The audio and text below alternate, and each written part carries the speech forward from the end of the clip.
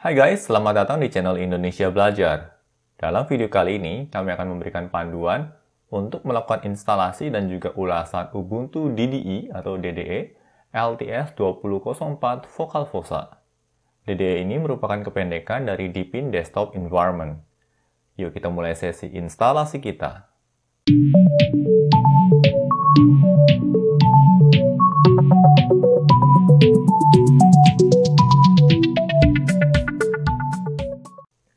Oh ya guys, sekadar mengingatkan bagi kalian yang belum subscribe di channel Indonesia Belajar ini, pastikan kalian untuk subscribe dan aktifkan juga tombol loncengnya. Karena di tiap minggunya kami akan selalu mengupload video-video tutorial terbaru terkait dunia IT. Selain Ubuntu DDE 20.04, channel Indonesia Belajar juga telah mengulas sejumlah varian dari Ubuntu LTS 20.04 yang lain, seperti Lubuntu, Xubuntu, Ubuntu Mate, dan juga Ubuntu Baji.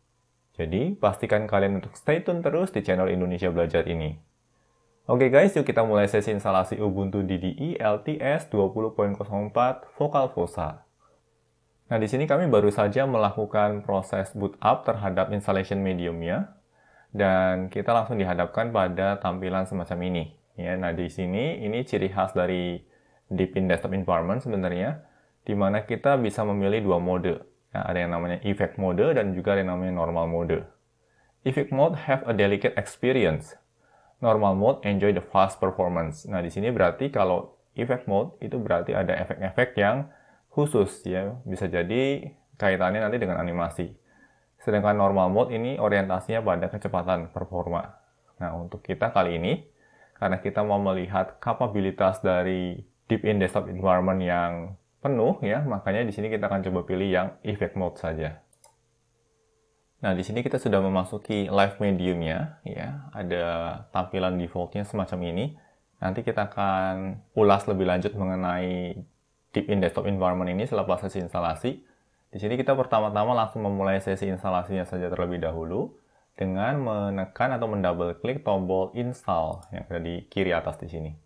Install Ubuntu DDE 20.04 LTS. Kita double klik saja di sini.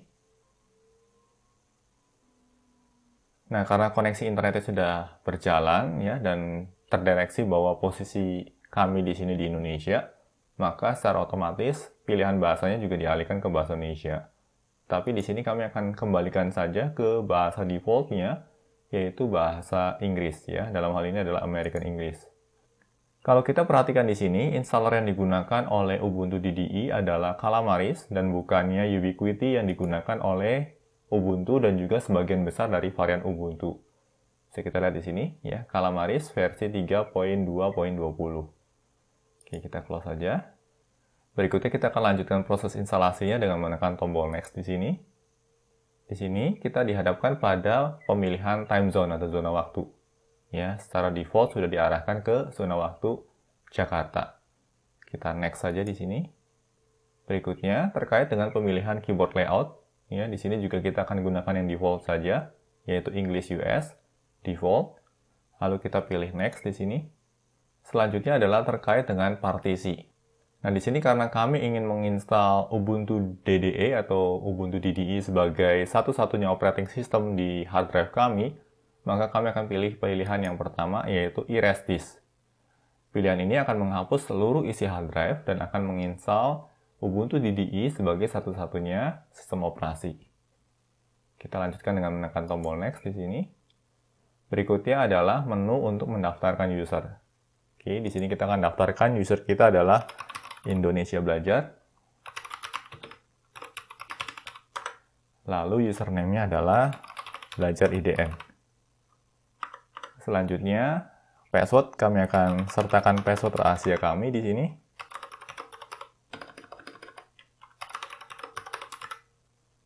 Oke. Nah, di sini ada pilihan opsional ya, login automatically without asking the password.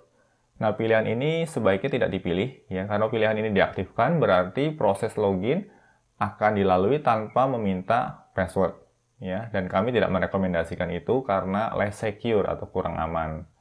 Nah, di sini kita nonaktifkan saja dan kita lanjutkan dengan menekan tombol next. Berikutnya adalah review ya, terkait dengan apa yang akan dilakukan. Dan di sini kita akan lanjutkan prosesnya, maka kita bisa menekan tombol install. Ada konfirmasi ya, dan kita akan bilang atau kita akan jawab konfirmasi ini dengan menekan tombol install now. Nah, di sini proses instalasi sudah mulai berlangsung dan akan memakan beberapa waktu atau beberapa saat. Sembari menunggu proses instalasi yang sedang berjalan, kami akan berikan beberapa informasi menarik terkait Ubuntu DDI. Ubuntu DDI LTS 20.04 ini dirilis pada awal bulan Mei tahun 2020 dan merupakan debut perdana bagi kandidat anggota baru keluarga Ubuntu Linux. Saat ini Ubuntu DDI masih berstatus remix dan belum terdaftar sebagai varian resmi dari Ubuntu Linux. Ubuntu DDI mengusung DDI sebagai desktop environment. DDI sendiri kependekan dari Deepin Desktop Environment. DDI merupakan desktop environment berbasis Qt yang dikembangkan oleh tim developer dari Deepin Linux. DDI dikenal sebagai desktop environment yang mewah dan kaya fitur. Walaupun masih terbilang desktop environment pendatang baru, tetapi aspek estetika dari desktop environment ini bisa disejajarkan dengan GNOME 3 dan KDE Plasma. Selepas sesi instalasi, kami akan memberikan ulasan terkait DDI ini. Proses instalasi software pada Ubuntu DDI difasilitasi oleh Software Center. Kami juga akan mengulas software manager ini selepas sesi instalasi. Bagi kalian yang menyukai stabilitas dari Ubuntu LTS dan juga akses ke repositori software milik Ubuntu yang terbilang luas, namun kalian tidak terlalu menyukai GNOME 3 ataupun KDE Plasma dan membutuhkan desktop environment alternatif yang kaya fitur serta elegan, maka Ubuntu DDI bisa jadi pilihan yang layak untuk dipertimbangkan. Bagi kalian yang tertarik untuk mencoba Ubuntu DDI, kami akan menyertakan link untuk menuju official homepage dari Ubuntu DDI pada deskripsi video. Kalian dapat mendownload ISO atau installer Ubuntu DDI melalui homepage tersebut. Oh ya guys, agar video instalasi ini tidak terlalu panjang, maka kami akan skip sesi instalasi ini sampai di titik di mana sesi instalasi selesai dan sistem siap untuk di-reboot.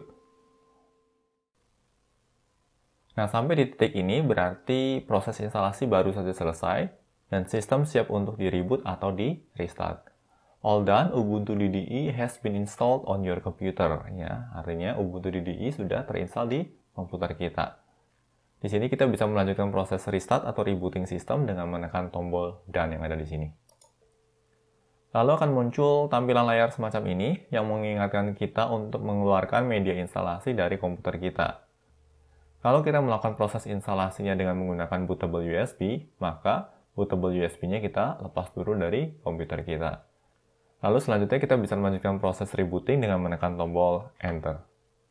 Oke, di sini proses rebooting sedang berjalan, ya, dan kita dihadapkan pada logo Ubuntu DDI yang sangat manis sekali, dengan indikasi bahwa sedang terjadi proses loading atau rebooting dalam hal ini. Oke, begitu proses rebootingnya selesai, kita langsung dihadapkan pada sebuah login screen atau halaman login yang sangat-sangat manis sekali. Ini stylenya mengingatkan saya pada style login screen milik KDE Plasma. Kita akan coba melangsungkan proses login dengan menginputkan password rahasia kita di sini. Begitu proses login selesai, kita langsung dihadapkan pada halaman utama ya, atau tampilan utama semacam ini. Ini adalah default dari tampilan utama untuk Ubuntu DDI. Kita langsung disambut dengan wallpaper yang sangat manis sekali, yang kental dengan nuansa biru. Ada logo Ubuntu DDI-nya di sini. Lalu di sisi kanan bawah ada logo Vocalfossa. Sangat manis sekali dan sangat sejuk sekali tampilannya. Nah, di sini adalah tampilan dari panel utamanya. Ya, di mana panel utama sebenarnya nanti ada dua mode, ya. Ini adalah mode yang pertama, ini start menunya. Nah, untuk panel utama, kalau kita mau pindah mode, kita tinggal klik kanan aja di sini, lalu ada pilihan modenya. Defaultnya adalah Fashion Mode. Nah, kalau Fashion Mode itu stylenya style dock semacam ini. Tetapi kalau kita mau berpindah ke mode yang satunya, yaitu Efficient Mode, maka tampilannya lebih tradisional. Kalau saya pribadi, saya lebih menyukai yang Efficient Mode ini. Karena memang lebih tradisional, dan saya juga bukan orang yang suka dengan dock sebenarnya. Dan menurut saya ini lebih cocok kalau buat selera saya. ya, tapi kembali nanti tergantung pada selera masing-masing tentunya. Ini terkait dengan panel utama, ada 2 mode, ya. Kalau kita mau berpindah mode, kita tinggal klik kanan saja pada panel utamanya, lalu pilih mode-nya. Ada fashion mode, yang stylenya adalah style dock semacam ini. Dan yang kedua, ada yang namanya efficient mode. Lalu berikutnya terkait dengan start menu, ya. Start menu-nya juga nanti ada 2 model, ya. Model yang pertama adalah model yang mengadopsi big icon semacam ini. Nah, ini model yang juga diadopsi oleh GNOME 3. Tetapi bagi kalian yang tidak menyukai model yang mengadopsi big icon semacam ini, kalian bisa switching ke mode yang lebih tradisional, ya, dengan menekan tombol yang ada di kanan atas ini. Nah, semacam ini. Ya, ini mode yang lebih tradisional. Kami sendiri lebih menyukai tampilan yang lebih tradisional semacam ini, ya. Dan bagi kalian yang memang punya latar belakang dari sistem operasi berbasis Windows, tentunya kalian juga akan lebih nyaman dengan mode yang seperti ini. Nah, ini terkait dengan start menu, ya, ada 2 mode. Kalau mau kembali ke mode sebelumnya, ya, atau mode yang menggunakan big icon, kalian bisa klik tombol yang ada di sini. Nah, kalau mau kembali ke yang tradisional mode, kalian bisa klik yang ada di sini. Semacam itu. Ya, cukup mudah sekali ya. Berikutnya, untuk panel yang tradisional mode, ya, atau yang efficient mode ini, di sisi kanan bawah di sini, ya, ada penanda waktu. Ya, kalau kita klik, nanti akan dibukakan di pin kalender semacam ini. Sangat manis sekali dan sangat smooth sekali tampilannya. Kita close dulu. Lalu berikutnya di sini ada tombol power, ya. Jadi kalau kita mau mematikan komputer atau mau log off, kita bisa memanfaatkan tombol power ini. Kalau kita mau membatalkan, bisa menekan tombol escape. Lalu berikutnya di sini ada penanda terkait dengan koneksi jaringan dan juga pengaturan volume atau audio control di sini. Nah, ini untuk panel yang berada di sisi kanan bawah. Lalu berikutnya, di sini ada sistem update ya. Kita coba abaikan dulu sistem update-nya. Hal lain yang cukup menarik dari Deepin Desktop Environment itu terletak pada control center. Nah, control center ini kalau kalian berasal dari sistem operasi berbasis Windows, ini mirip sekali dengan control panel. Kita akan coba lihat di sini ya. Kita klik di sini. Nah, control center dari DDI ya itu selalu berada di ruas sebelah kanan. Nah, di sini ada banyak sekali hal-hal yang bisa kita konfigurasi atau bisa kita atur. Mulai dari pengaturan akun ya atau pengaturan users di sini, lalu pengaturan display terkait monitor, termasuk resolusinya, lalu juga pengaturan theme, ya, bisa juga kita atur dari sini. Nah, ini menjadi one-stop solution untuk melakukan pengaturan atau konfigurasi pada Deepin Desktop Environment. Terkait spesifikasi minimum, halaman homepage Ubuntu DDI menginformasikan bahwa spesifikasi minimum untuk CPU adalah 64 bit dengan clock speed-nya minimal 2 GHz. Sedangkan untuk kapasitas memori, ya dibutuhkan memori minimal 2 GB, tetapi disarankan adalah 4 GB ke atas. Lalu berikutnya terkait dengan performa, kalau kita membandingkan Ubuntu DDI dengan Ubuntu GNOME 3, jelas Ubuntu DDI ini jauh lebih ringan bila dibandingkan dengan Ubuntu GNOME 3. Nah, sedangkan kalau kita membandingkan antara Ubuntu DDI dengan Kubuntu yang berbasis KDE Plasma, sebenarnya cukup comparable.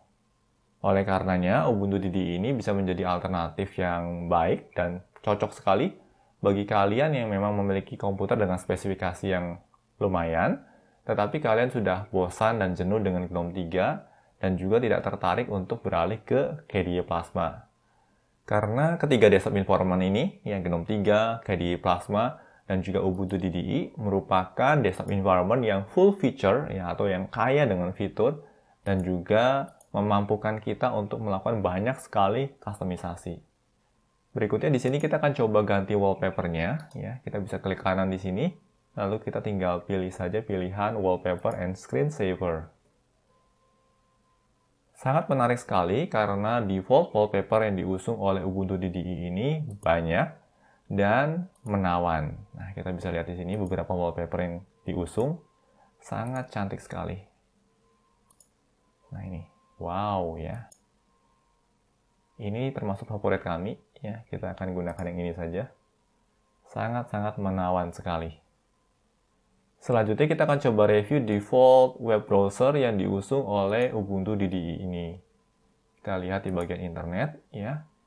Dan di sini ada Mozilla Firefox. Yang Mozilla Firefox adalah default web browser yang diusung oleh Ubuntu DDI. Nah, kita akan gunakan Firefox ini ya untuk mengakses halaman homepage dari DDI ya atau Ubuntu DDI. Kita klik di sini ya. Halaman homepage dari Ubuntu DDI adalah ubuntuddi.com.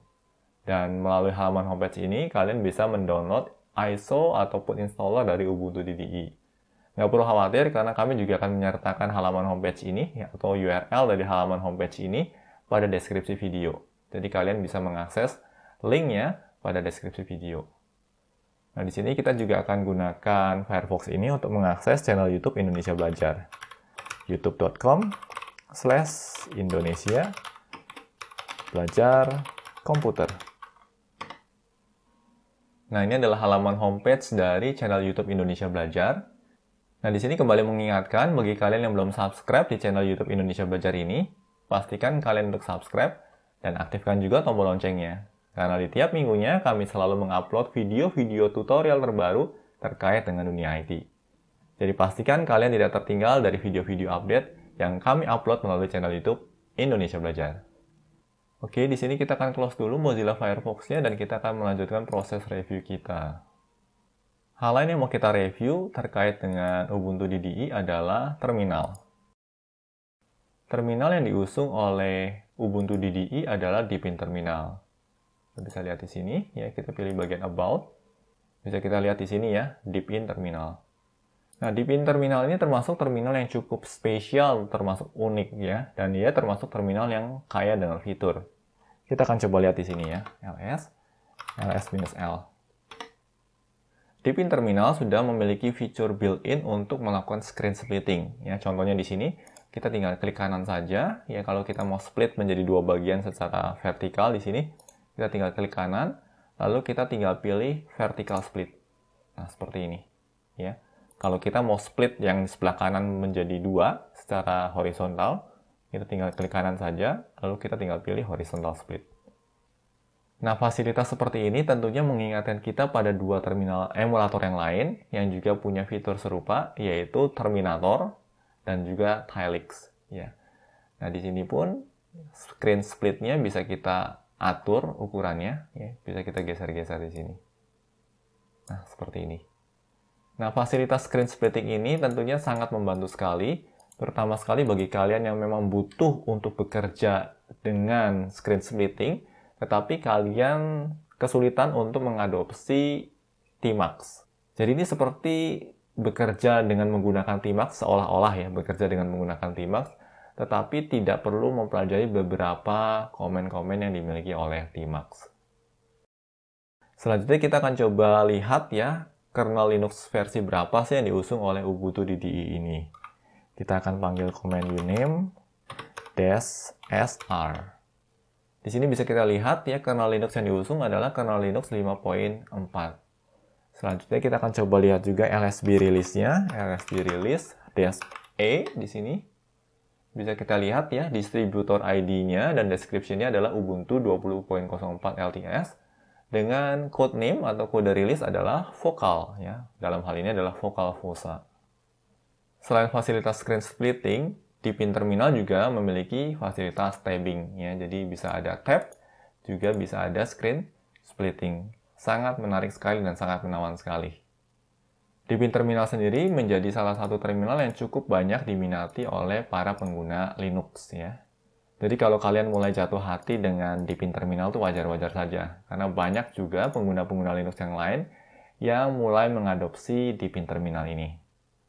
Oke, kita close dulu Deepin Terminalnya dan kita akan lanjutkan ke proses review selanjutnya, yaitu Deepin File Manager.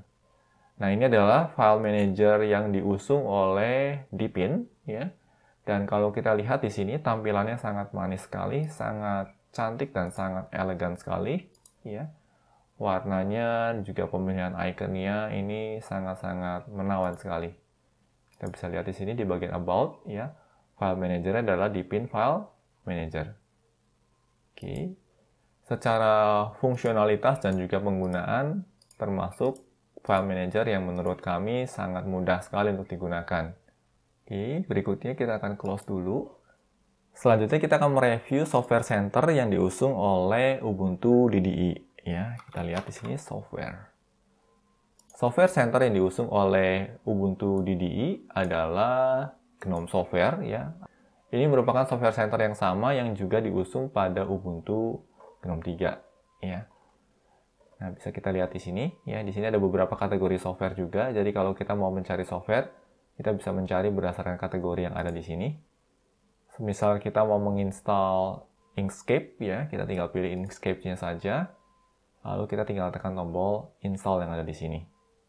Atau kalau kita mau mencari software tertentu, ya, kita bisa memanfaatkan juga tombol pencarian di sini, ya, atau search.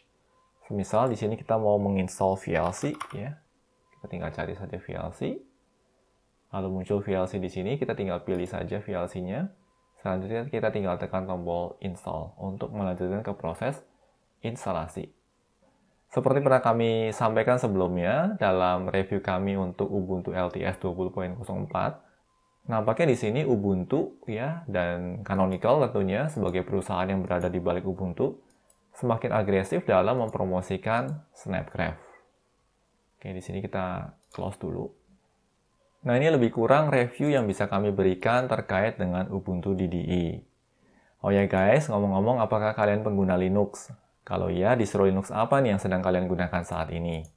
Bagikan juga pengalaman kalian selama menggunakan Linux pada kolom komentar di bawah ini. Bagi kalian yang belum menggunakan Linux, setelah menonton video panduan instalasi dan ulasan Ubuntu DDI ini, apakah kalian mulai tertarik untuk mencoba Linux? Yuk, sampaikan pendapat kalian pada kolom komentar di bawah ini.